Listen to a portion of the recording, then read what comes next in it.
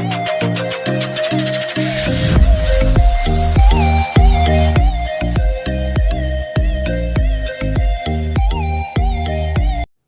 दोस्तों, कैसे हैं आप सभी लोग। आपका हमारे ज्ञान प्रकाश क्लासेस यूट्यूब चैनल पे स्वागत है। ये हमारे यूट्यूब पे 9वीं क्लास है। इससे पहले हमने घड़ी और प्रतिशत बिल्कुल कंप्लीट पढ़ लिया है। अब हम इस क्लास में रेशियो एंड प्रपोर्शन का जो दूसरा पार्ट है वो पढ़ने वाले हैं, जिसमें आपको बिल्कुल बेसिक बातें तो पहले हो चुकी हैं। आज उन पर आधारित कुछ एडवांस प्रश्न करने हैं। अगर आप एसएससी, रेलवे, पुलिस और यूपीएसआई की तैयारी करना चाहते हैं तो आपके लिए ये प्रश्न बिल्कुल आपकी आगामी परीक्षाओं को ध्यान में रख के ही बनाए गए हैं। चलिए अब शुरुआत करते हैं ऐसे शानदार और धमाकेदार प्रश्नों के साथ।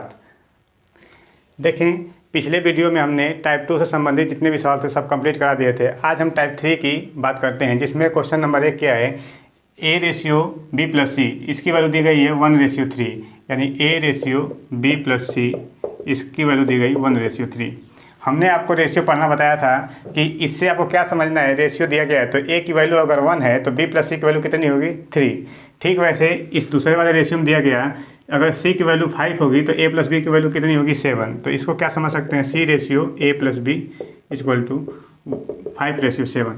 अब आपको दिखना चाहिए क्या कि यहाँ पे A है, B प्लस C है। यदि इस इक्वेशन से मैं A plus B plus C इसको मैं दिखा सकता हूँ, तो इसके लिए मैंने इन दोनों इस पूरे इक्वेशन को जोड़ा है, इस पूरे रेशियो को जोड़ा है। तो यहाँ पे समेशन करने के बाद अगर A plus B plus C आ रहा है तो इधर कितना आ रहा है, 5 और सॉरी 4।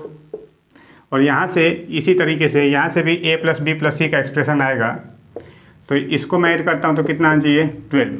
अब यहाँ से भी A plus B plus C की वैल्यू और नीचे वाले रेशियो से भी A plus B plus C की वैल्यू, ये दोनों बराबर होना चाहिए। लेकिन क्या यहाँ पे बराबर है, जी बिल्कुल बराबर नहीं है। तो इसको जो है आपको बराबर करने के लिए आपको करना क्या है, इस 4 का और 12 का लेना है एलसीएम। अगर आप एलसीएम लेंगे तो आपका एलसीएम 4 और 12 का आएगा कितना, 12। ऊपर भी आपको 12 बनाना पड़ेगा, नीचे भी 12। तो जैसे ही आप इसको 12 बनाएंगे तो ऊपर 3 से गुणा करना पड़ेगा, नीचे चाहे 1 से करें चाहे ना करें, रेशियो पे कोई इफेक्ट ना पड़े। इसके लिए इस 3 का मल्टीप्लाई आपको पूरे रेशियो में करना पड़ेगा, इधर भी इधर भी। ये भी थोड़ी बात आपको कुछ देर में बताएंगे। तो ये कितना आ जाएगा, पहला रेशियो 3:1:3, 3×3=9, यहाँ से 5:7। अब आपने A plus B plus C की वैल्यू बराबर कर दी। यहाँ से ये A ratio B plus C की वैल्यू है और यहाँ से C ratio A plus B की वैल्यू है। यहाँ से A का मान कितना आ गया, 3, और C का मान कितना आ गया, 5। और यहाँ से अब यहाँ पे आपका क्या कीजिए, B प्लस C, इसका मान कितना था, आप कितना आ रहा है इस एक्सप्रेशन से, 9 आ रहा है। जिसमें से हमारा C का मान पहले से इसमें 5 रख दीजिए। C का मान B प्लस C की वैल्यू इसमें 5 रखते हैं, कितना आ जाएगा, 9। B की वैल्यू 9 - 5 कितना आ गया, 4। अब आपको यहाँ पे पूछा गया B ratio A plus C, इसका मान कितना होगा, तो बिल्कुल जिस क्रम में पूछा गया उसी क्रम में रख दीजिए। तो चलिए रखते हैं। तो B का मान कितना आ गया, 4, और रेशियो का मतलब नीचे डिवाइड करना, उसके बाद से A प्लस C, A का मान 3 और C का मान कितना आएगा, C का मान यहाँ से 5, यानी कि 4/5 3 8, कितना आ गया, 1:2। यही अपना आंसर है। देखें, पिछले वीडियो में हमने बताया था कि जो रेशियो होता है वह अंकों या डिजिट के बीच में रिलेशन को दिखाता है। मान लीजिए कोई एक बेसिक अनुपात है 3:4। अगर मैं एक साइड में अगर किसी संख्या से गुणा करता हूँ, मान लीजिए 3 से गुणा कर दिया, तो आपकी ये मजबूरी होगी कि दूसरे साइड में भी आपको 3 से मल्टीप्लाई करना पड़ेगा, तभी जो है इस रेशियो का मान समान रहेगा। कैसे, ये इधर हमने गुणा किया 9, इधर क्या हुआ 12। अब इसको मैं 3 से डिवाइड कर सकता हूँ, 3 3 9, 3 4 12। तो आपने क्या समझा कि रेशियो में अगर एक साइड में मुझे किसी संख्या से गुणा या भाग करते हैं तो दूसरी साइड में भी आपको उसी संख्या से गुणा या भाग करना पड़ेगा। ये बातें आगे के सवालों में प्रयोग की जाएंगी। अब देखें, पहले क्वेश्चन पर ही बेस्ड यह दूसरा सवाल है। रवि और मोहन की कुल आय सोहन की आय का 3 गुना है। यहाँ पे आपको समझना है, मोहन और सोहन की कुल आय रवि की आय से अनुपात जो है 4 संबंधित दिया गया है। तो रवि, सोहन और मोहन की आय का अनुपात बताना है। तो इसको आपको थोड़ा समझना पड़ेगा।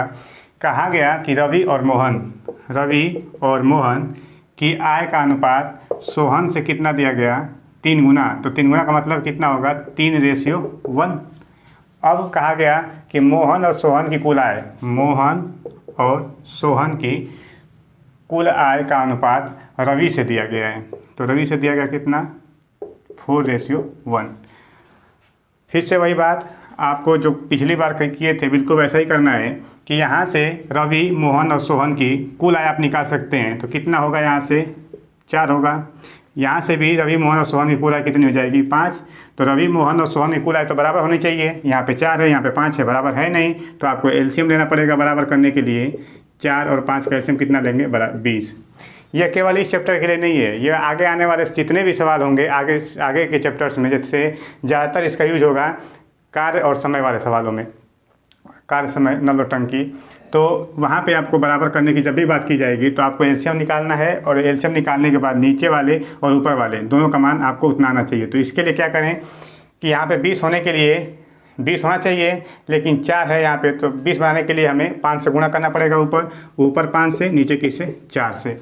तो जो वही बताए कि जो काम एक साइड में वो सब में करना पड़ेगा। तो ऊपर वाला रेशियो कितना आ जाएगा, 5 या 15, ये कितना आ जाएगा, 5। फिर ऐसे ही इस 4 का इस पूरे मल्टीप्लाई करेंगे तो कितना आ जाएगा, 4 चौक 16 और 4 एकम 4। अब देखिए 15 5 20, ये बराबर है और ये भी बराबर है। इसका मतलब अब ये किसका रेशियो था, रवि और मोहन का, और सोहन का यहाँ से था। तो इसमें अनुपात था, तो इसमें मोहन और सोहन का था और ये रवि का।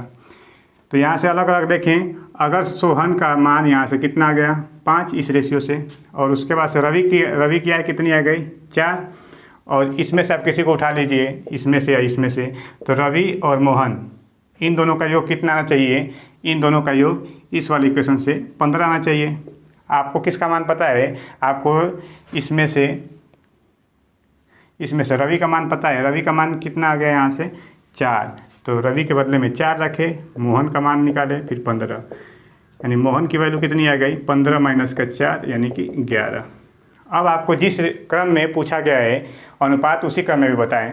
तो कब पहले कहा गया रवि को, फिर सोहन को, फिर जाके मोहन को। तो रवि का मान क्या आया हमारा, रवि का मान यहाँ से 4 आया।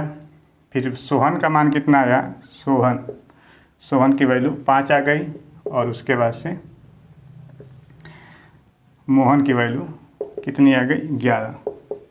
कितना मान देखिए, अब ये इसी क्रम में अनुपात है, रवि, सोहन और मोहन की आय का अनुपात 4 संबंध 5 संबंध 11, यही आपका आंसर होगा। देखें, ऐसे सवालों का बेसिक कंसेप्ट जानते हैं क्या है। ऐसे सवालों में आप उन चीज़ों को ढूंढना चाहिए जो चीज़ बराबर रहे। कहने का मतलब यहाँ पे क्या बराबर हो सकती है, रवि मोहन की दोनों की आय तो योग बराबर तो हो नहीं सकता, रवि और सोहन का तो बराबर हो नहीं सकता। आपको एक चीज़ इसमें दिखना चाहिए कि रवि, मोहन और सोहन इन दोनों की आय इस पहले इक्वेशन से, पहले रेशियो से, और रवि, मोहन और सोहन इस दूसरे वाले रेशियो से, इन दोनों का मान जो है बराबर हो सकता है, और उसी को बराबर करना है। ऐसे जो है अलग अलग एक्सप्रेशन दे सकते हैं आप, वैल्यू उनकी निकाल के जैसे आगे आने वाले सवालों में बात की जाएगी उससे आप अच्छे से समझ सकते हैं। देखिए बंधु, प्रश्न संख्या 3 आपको दिख रहा होगा बोर्ड पे। a + b, b + c और c + a में रेशियो दिया गया 6 7 8, और a + b + c की वैल्यू दी गई 14। आपको इस एक्सप्रेशन की सहायता से c की वैल्यू फाइंड आउट करनी है। ऐसे प्रश्न आपको अलजेब्रा में भी दिख सकते हैं, लेकिन आपको इसे रेशियो की तरह समझना है। a + b की वैल्यू इससे आपको 6 समझ में आनी चाहिए, और b + c की वैल्यू यहाँ से 7 आनी चाहिए, यहाँ से ऐसे, और c + a की वैल्यू 8 आनी चाहिए।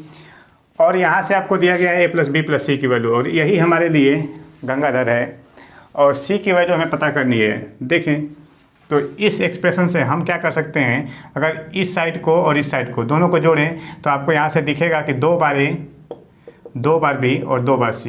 ऐड करने के बाद अब बताएं इसको कितना ऐड करेंगे तो कितना होगा, 8 7 15 और 15 और 6 21, यानी a + b + c की वैल्यू कितनी आ जाएगी, 21/2।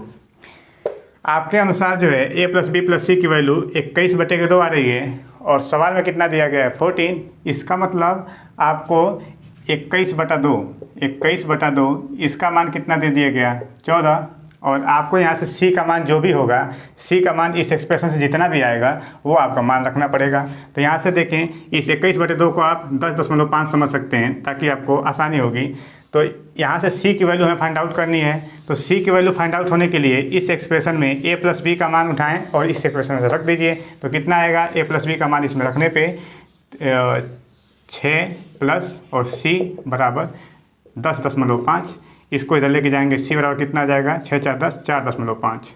यानी 21/2 का मान हमें 14 दिया गया है और आपको 4.5 का मान पता करना है। तो कितना होगा, 7 × 3 = 21 और 7 × 2 = 14, ये 1.5 होगा और 1.5 का मतलब 1.5। इसको इसमें 3 से मल्टीप्लाई करेंगे तो इधर भी आपको 3 से मल्टीप्लाई करना पड़ेगा। कितना आ जाएगा, 3 × 2 = 6। यही आपका आंसर है। देखें अब क्वेश्चन नंबर 4 आपको दिख रहा होगा, a + b बिल्कुल वैसा ही एक्सप्रेशन है। फिर यहाँ से बस डिफरेंस क्या है, 2a - 3b + 4c का मान 66 दिया रखा है। आपको c का मान ज्ञात करना है इसमें, और c का मान आपको ऑप्शन 4 दिए गए हैं, इसमें से कोई एक आंसर होगा। आप वीडियो को यहीं पे रोकें, खुद से सवाल को सॉल्व करें, अपने आंसर को सेटिस्फाई करें। क्या आपका आंसर उतना ही आ रहा है। देखें a + b, इसका मान रेशियो से 5 रखें, यानी कि a + b बराबर 5, b + c बराबर 7, c + a बराबर 6। पिछले वीडियो की तरह दोनों साइड को ऐड कर दें। कितना होगा, 2 बार a + b + c, इधर ऐड करेंगे 6 × 7 = 5, 18। यानी कि यहाँ से a + b + c का मान क्या हो गया, 9। हमारा टारगेट क्या है, a, b और c का मान अलग अलग निकालना। हमें a का मान निकालना है तो b + c की वैल्यू पुट करें यहाँ से 7, यानी यहाँ से पुट करेंगे कितना आ जाएगा, a की वैल्यू 2, b की वैल्यू कितनी होगी, तो इसके लिए c + a यानी कि टोटल 9 होना चाहिए। 6 में 3 जोड़ेंगे 9 होगा, तो c की वैल्यू कितनी हो जाएगी, तो सबका मान 9 होना चाहिए। 3 × 2 = 5 यानी कि 4 होगा। अब यहाँ से इस एक्सप्रेशन का मान निकालें तो 2a - 3b + 4c, इसका मान कितना हो रहा है आपके अकॉर्डिंग। तो यहाँ पे रखें 2a यानी कि 4 - 3b यानी 9 + 4c यानी कि 16।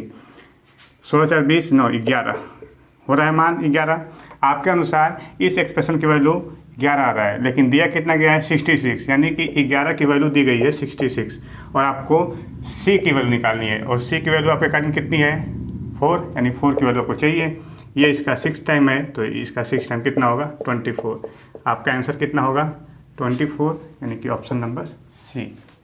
अब हम टाइप 4 की बात करने वाले हैं, जिसमें पहला प्रश्न है, किसी त्रिभुज के कोणों का अनुपात 2, 4, 3 दिया गया है। इसमें ट्रायंगल है, उसके एंगल का जो रेशियो दिया गया 2, 4, 3, और आपको सबसे छोटा एंगल बताना है, सबसे छोटा कोण। तो आपको ये मानना क्या है, ये तो पता ही है आपको कि एक ट्रायंगल में जो तीनों कोण होते हैं उनका योगफल कितना होता है, 180 डिग्री। अब इसी 180 डिग्री को 2, 4 और 3 के रेशियो में डिवाइड करना है। आपके अनुसार जो है एंगल का सम कितना आ रहा है, 4, 2, 6, 3, 9। इसका मतलब इस 9 की वैल्यू 180 डिग्री दी गई है। 180 डिग्री ये 9 की वैल्यू है, तो आपको सबसे छोटा एंगल बताना है। तो 2, 4, 3, इनमें सबसे छोटा क्या है, 2, यानी आपको 2 की वैल्यू चाहिए। तो ये कितने गुना है, 20 गुना। अब 2 का 20 गुना कितना होगा, 40। यही आपका आंसर होगा, यानी कि 40 सबसे छोटा एंगल होगा। इसमें दिया गया है कि एक ट्रायंगल की भुजाएं जो हैं इस रेशियो में हैं, 1/2, 1/3, 1/4 के रेशियो में हैं। और इसमें दिया गया है कि ट्रायंगल का पेरीमीटर 52 सेंटीमीटर है, तो सबसे छोटी भुजा बतानी है। अब देखिए आपका जो ये रेशियो दिया गया है 1/2, 1/3, 1/4, ये एक रेशियो भिन्न के रूप में है। सबसे पहले तो आपका काम क्या है कि आप इस रेशियो को एक मन को अच्छा लगने वाले रेशियो में बदलें। इसके लिए क्या कर सकते हैं आप, जो नीचे यानी 1/2, 1/3 और 1/4 का रेशियो दिया गया है, इसमें से नीचे जो डिनोमिनेटर में दिख रहे हैं उनको हटाएं। और उनको हटाने के लिए जब कभी रेशियो इस रूप में दिया गया है, तो जब नीचे वाले को हटाना है डिनोमिनेटर में, तो इन सबका एलसीएम ले लीजिए। 2, 3, 4, इनका एलसीएम होगा 12। इस एलसीएम का सम में गुणा कर दीजिए, 12, 12 और 12। यहाँ से कितना आ जाएगा, 6, ये कितना आएगा 4, और ये कितना आएगा 3, 6, 4, 3। ये रेशियो आपको देखने में अच्छे लग रहे हैं।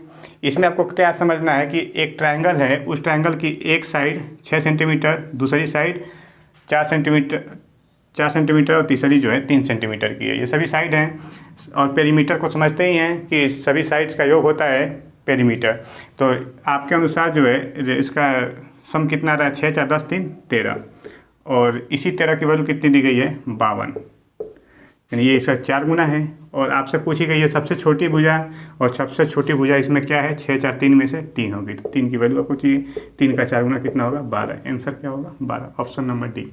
देखें अब टाइप 4 का क्वेश्चन नंबर 3 आपको दिख रहा होगा। जैसे बोल देता हूँ मैं, यदि 10,200 रुपये ABC में इस तरह बांटे जाएँ कि A को B का 2/3, A को B का 2/3 मिले और B को C का 1/4 भाग मिले, और तो बताइए C को A से कितना अधिक रुपया मिलेगा, यही बताना है आपको।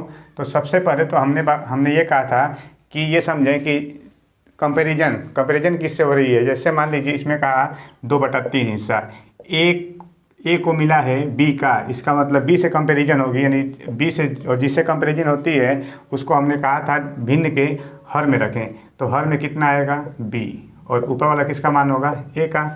ठीक है, ऐसे ही दूसरे वाले से B को C का, यानी C से तुलना होगी अब की बार, और इसका मतलब C को नीचे लिखा जाएगा, यानी भिन्न कितना है 1/4।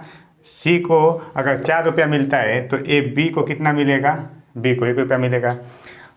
दो भिन्न आ गए, यानी 2 रेशियो आ गए, 2 रेशियो से B का मान अलग अलग है, यहाँ पे 3 है यहाँ पे 1 है, लेकिन अगर पैसा बांटा जाएगा तो B का मान तो 1 ही आना चाहिए, मतलब चाहे या तो 3 या तो 1। तो यहाँ से आप क्या करें, इस 3 को और 1 को बराबर करें, और बराबर करने के लिए वही बात एलसीएम, 3 1 एलसीएम लेंगे 3 होगा। तो ये तो 3 है ही, नीचे वाले को 3 बनाना पड़ेगा, क्योंकि जब इसको 3 बनाएंगे तो अंश में 3 से गुणा किया तो हर में भी 3 से करना पड़ेगा, यानी ये कितना आ गया, यहाँ से ये हो गया 3 और नीचे हो गया 12, और A का मान यहाँ से 2 आ ही गया है, यानी A को 2 रुपये मिलेगा, B को 3 रुपये मिलेगा, और C को मान यहाँ से 12 है तो इसको 12 रुपये मिलेगा। टोटल रुपए कितने हो गए, 12 3 15 और 2 17, यानी 17 का जो वैल्यू है वो कितना हो गया 10,200 रुपये।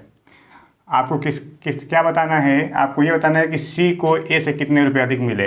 तो C को मिल रहे हैं 12, A को मिल रहे हैं 2, कितना अधिक मिल रहा है 10, यानी आपको 10 की वैल्यू पता करनी है। तो 17 छक्का 102, यानी 17 छक्का 102, यानी इसका भी 6 गुना हो जाएगा, 60 20, 6,000 रुपये आंसर होगा आपका, यानी ऑप्शन नंबर A। ये आपको बोर्ड पे टाइप नंबर 5 नेक्स्ट टाइप है, और क्वेश्चन नंबर 1 इसमें दिख रहा है। आपसे कहा गया है कि A और B की मासिक आय, मतलब मंथली इनकम की बात की जा रही है। मंथली इनकम किसी व्यक्ति A और B की है 3:5, और यहाँ से उनकी बचत का अनुपात दिया गया है 2:3, ये बचत का है। और यदि ये भी कहा गया है कि B की आय A की बचत की 3 गुनी है, तो A और B की व्यय का अनुपात ज्ञात करें। तो सबसे पहले ये देखें, इनकम दिया गया है A और B की, उसमें रेशियो कितना दिया गया 3:5, यानी इनकम यानी कि आय।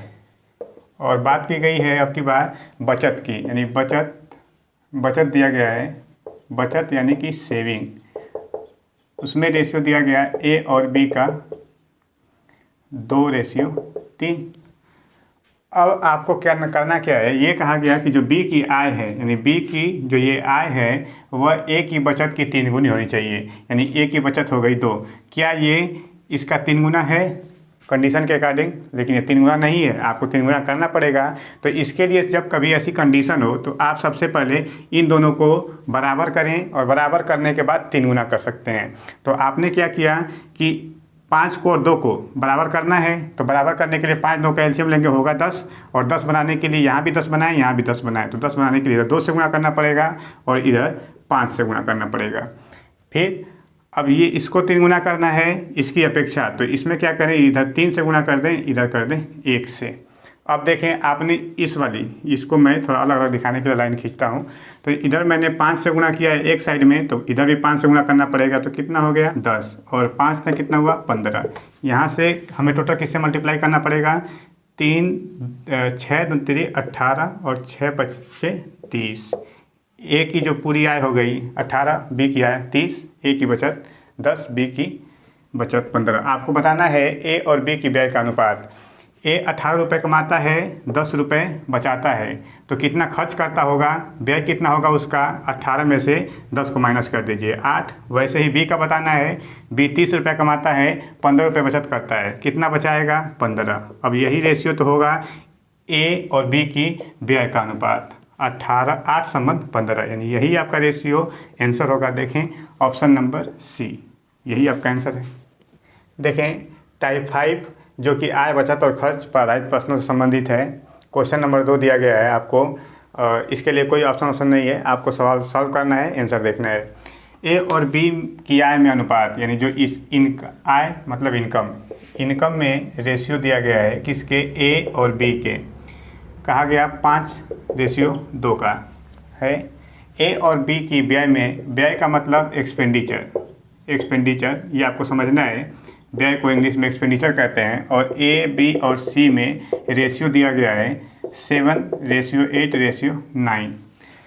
अब आपसे कहा गया कि ए की आय दी गई है कितनी, 15,000। ए की आय दी गई है 15,000 और सी का खर्च दिया गया, और सी का खर्च यानी कि एक्सपेंडिचर दिया गया है 810 रुपया, 810। तो आपको बी की बचत बतानी है। आपको परसेंटेज में बता दिया गया है कि आय बचत और खर्च का योग होता है, और बी की बचत आप तब तक नहीं निकाल सकते जब आपको बी की आय पता हो और बी का खर्च पता हो। तो खर्च आपका यहाँ से आएगा, आय यहाँ से आएगा, निकाल सकते हैं। देखें बी का हमें खर्च चाहिए, तो बी का खर्च निकालने के लिए ये देखें सी का खर्च दिया गया है कितने गुना है, 90 गुना है। ये भी इसका 90 गुना होगा, तो ये कितना होगा, 90 80 8 720 रुपये। 720 रुपये तो हो गया बी का खर्च। अब बी की आय चाहिए हमें, तो ये देखें 5 3, ये 3 गुना है, 3 0 और बी, तो इसका मतलब ये भी 3 गुना होगा, तो 3 दूना 6 यानी 6,000 होगा।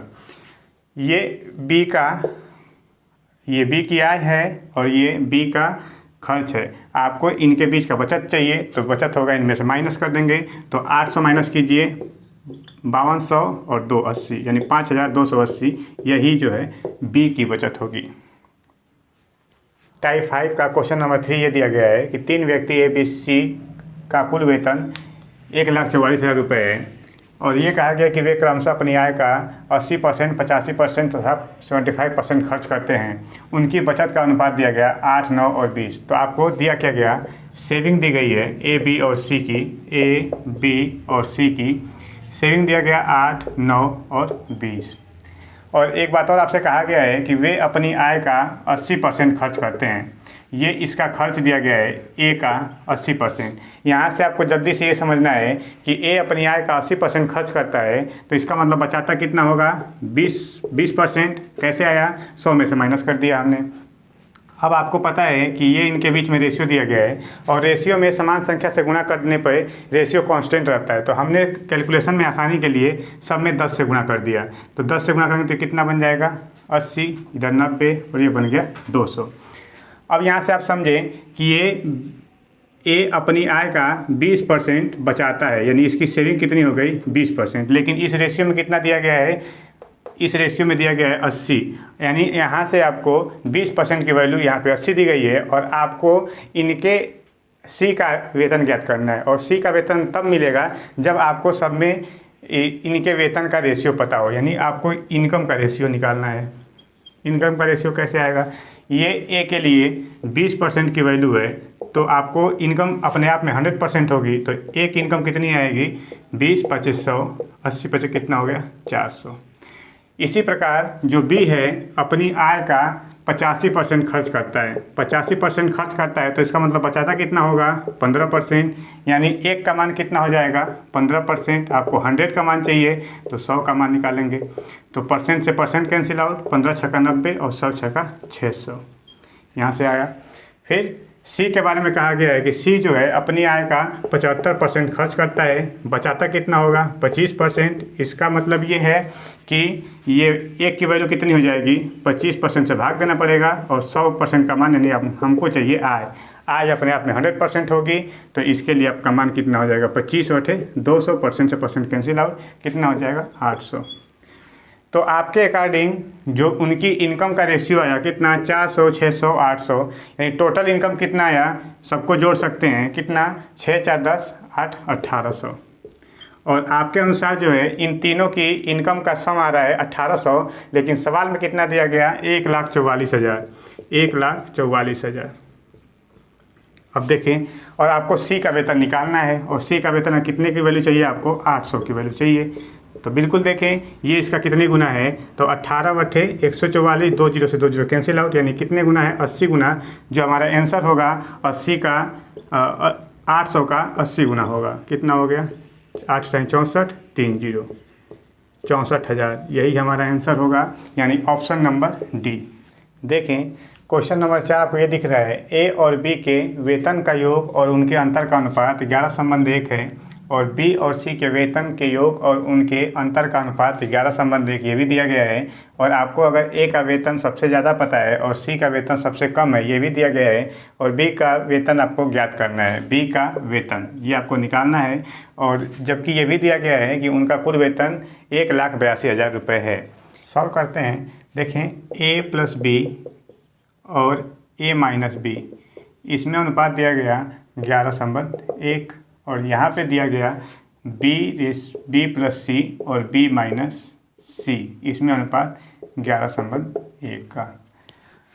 आपको हमने कहा कि a प्लस बी को 11 माने, a माइनस बी को 1 माने, तो इसे आप थोड़ा शॉर्ट तरीके से कैसे कर सकते हैं। यहाँ से आपको a और b का मान निकालना है, यहाँ से b और सी का मान निकालना है, इसमें बी कॉमन आएगा, बी का मान बराबर करना है। देखें अभी ये इसको थोड़ा जल्दी से करना सीखें। अगर ए प्लस बी का मान 11 दिया गया है, ए माइनस बी का मान 1 दिया गया है, तो आप यहाँ से ए और बी का मान जल्दी बता सकते हैं। ए का मान कितना होगा, इसके लिए 11 और 1 को जोड़ें, कितना होगा 12/2, कितना होगा 6।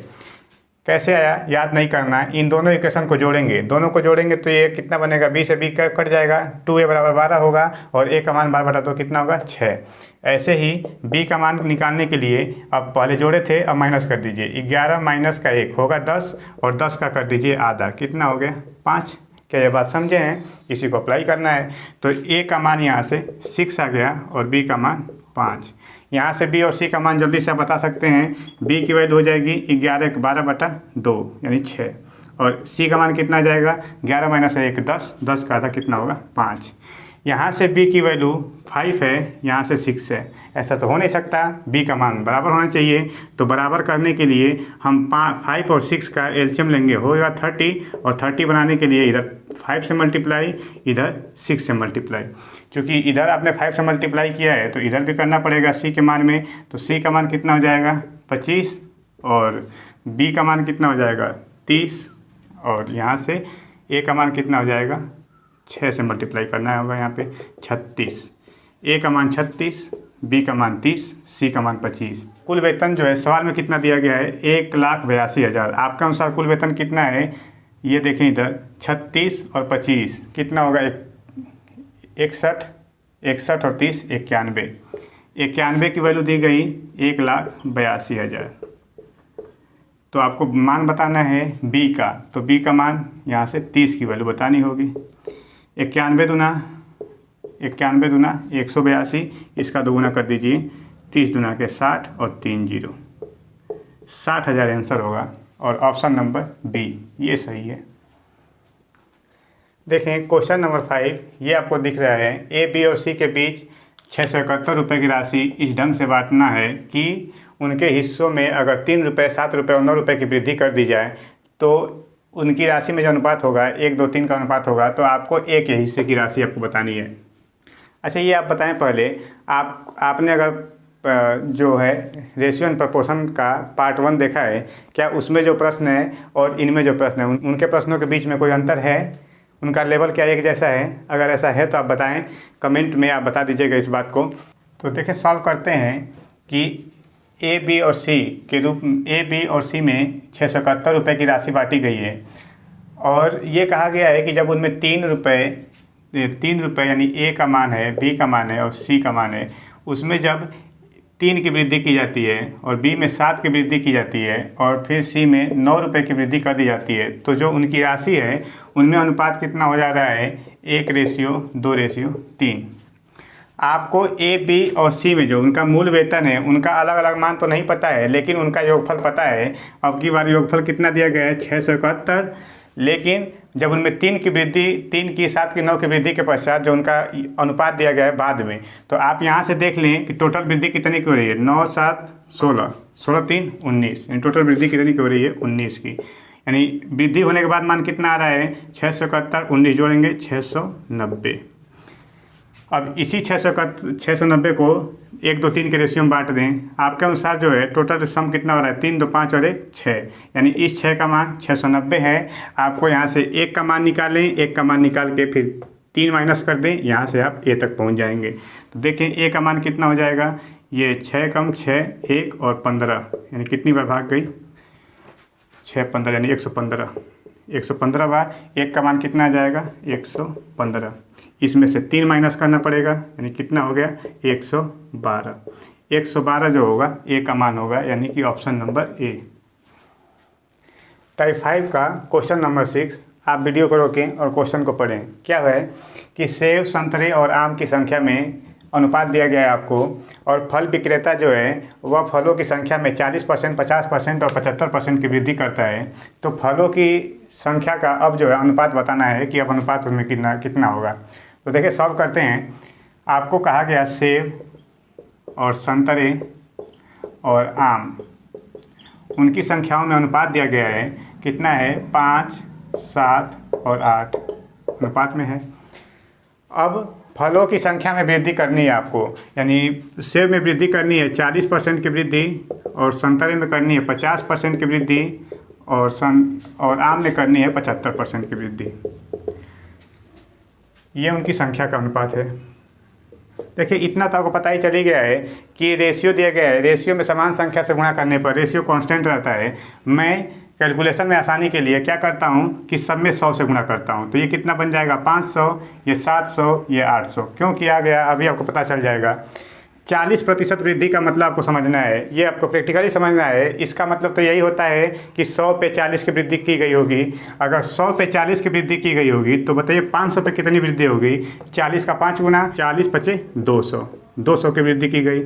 और वृद्धि करके पूरा मान जो है अब कितना हो गया होगा, पहले था 500, अब वृद्धि हो गई 200, टोटल कितना हो गया 700। ऐसे ही अगर 50% वृद्धि का मतलब ये हुआ कि 100 पे 50 की वृद्धि, तो 700 पे कितना हो जाएगा, तो 50 सते 350, 350 की वृद्धि हो जाएगी। टोटल मान कितना हो जाएगा 1050। ठीक है, ऐसे ही 75 की वृद्धि होगी 100 पे, तो 800 पे वृद्धि कितनी होगी, तो 75 गुणा 8, 75 गुना 150, और 150 चौक 600, यानी कुल वृद्धि हो गई 600। और वृद्धि के बाद जो है मान कितना हो गया 800 600, कुल कितना हो गया 1400। अब इनके बीच में अनुपात निकाल सकते हैं आप, क्योंकि अब जो है संख्या यही हो चुकी है पर वृद्धि होने के पश्चात। तो सब में जो है 0 से 0 कैंसिल आउट, और 35 दूना 70, 35 3 105, और 35 दूना 70 दूना 140, यानी 4। अनुपात कितना हो जाएगा 2 संबंध 3 संबंध 4, यानी आंसर क्या होगा ऑप्शन नंबर डी। यही आपका आंसर है। यहाँ तक आपको टाइप 5 से संबंधित सभी प्रश्न करा दिए गए। अब नेक्स्ट वीडियो जब भी अपलोड की जाएगी उसमें टाइप 6 से संबंधित सवाल कवर किए जाएंगे, जिसमें आपने रुपए और सिक्कों से संबंधित सवाल पढ़ा है। आप इन सवालों की ईमानदारी के साथ प्रैक्टिस करें और ख़ुद से आंसर लाने की कोशिश करें, और जो आपका आंसर ना आए बिल्कुल कमेंट बॉक्स में कमेंट करें।